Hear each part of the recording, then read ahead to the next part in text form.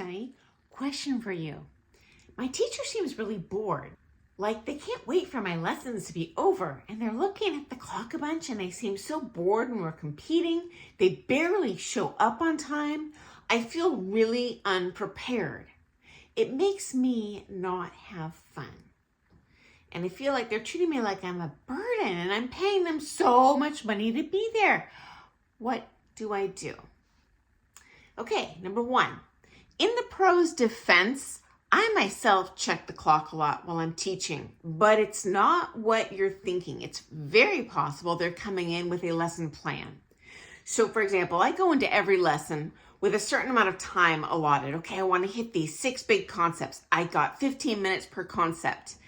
It's very easy for me to get sucked down that bunny hole of they ask one question about foot pressure and open hip twist, and I'm off to the races for an hour and a half, and I didn't get to my Grandmaster Eva plan. So it's possible they're just emotionally invested in your lesson. Or if it's towards the end of the lesson, it's possible they're not thinking, oh, is this over yet? They might be thinking, gosh, I want to address this concept, but it's really big and I don't want to dump something huge on them that they're not going to be able to digest in that last 10 minutes. And then they leave frustrated. That doesn't help anyone. So it's possible that's going on.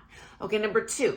I very rarely see female pros burn out, but I have seen a lot of male pros turn out. And friends, in this case, this is a male pro we're talking about. So how does that manifest itself? Well, first of all, socially, I've had a teacher say to me, I'm so glad I don't have to go kiss people's butts at these social dances, and that's not the term that they used.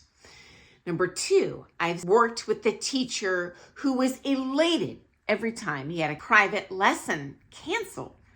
And I'm like, well, you're happy? And he's like, yeah, you'll get there in your career one day. And no, I haven't got there in my career one day. I don't know what he's talking about. And yeah, that pro did burn out and totally retired from dancing. So that's what was really going on.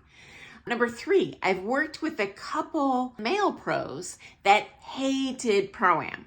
Number 1, they talked about it afterwards when the student wasn't there. They didn't like either the social aspect of feeling like they were this lady's hired escort the whole time and they're fighting for their attention, or B, physically, mentally, they just don't like doing it.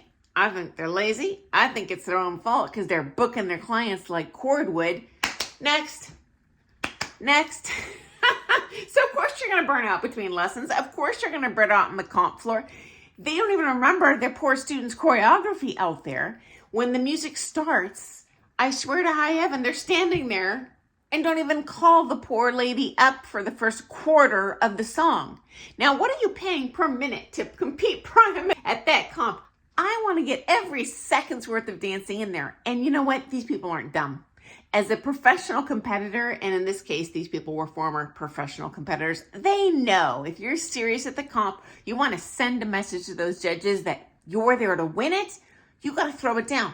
The second that music starts, I am out there hitting it hard, showing them I want to get that first place. So yeah, that probably upset me too.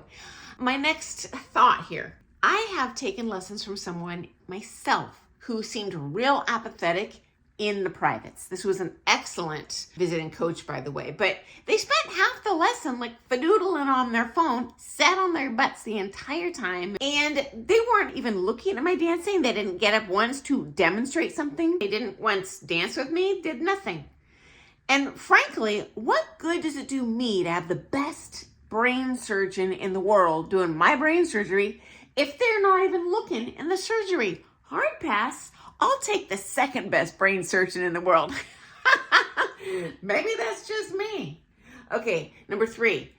The good news is the vast majority of pros aren't burnt out. And they love teaching, and they love competing, and they love performing. Or they wouldn't have got into dancing.